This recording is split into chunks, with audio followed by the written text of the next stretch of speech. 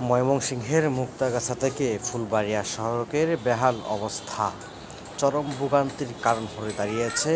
বিশেষ করে বাসাটি ইউনিয়নের নসিরপুর, রামভদ্রপুর সহ স্থানীয়রা জানিয়েছেন, দীর্ঘদিন ধরে এই সড়ক সংস্কারের দাবি জানানো হলেও এখনও কোনো কার্যকর কোনো ব্যবস্থা নেওয়া হয়নি।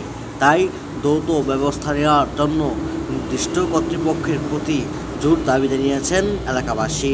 রাস্তা ভাঙ্গা চলা পাইতেছে না, অনেক যানজটের সমস্যা হইতেছে, মানুষের অ্যাক্সিডেন্ট হইতেছে, দুর্ঘটনা হইতেছে। সরকারের ব্যবস্থা নিতেছে না, এটা ব্যবস্থা করা। এদিন আমার এই কোম্পানি গাড়ি উল্টে গেছে।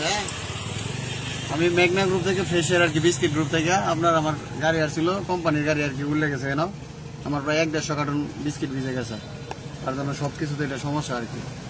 তাহলে যে মহিলারা, গর্ভবতী মহিলাদের সমস্যা বেশি। গর্ভবতী মহিলার মনে করেন যে কেন সমস্যা হয়ে যায়, হসপিটাল নেওয়ার আগে সমস্যা হয়ে যায়।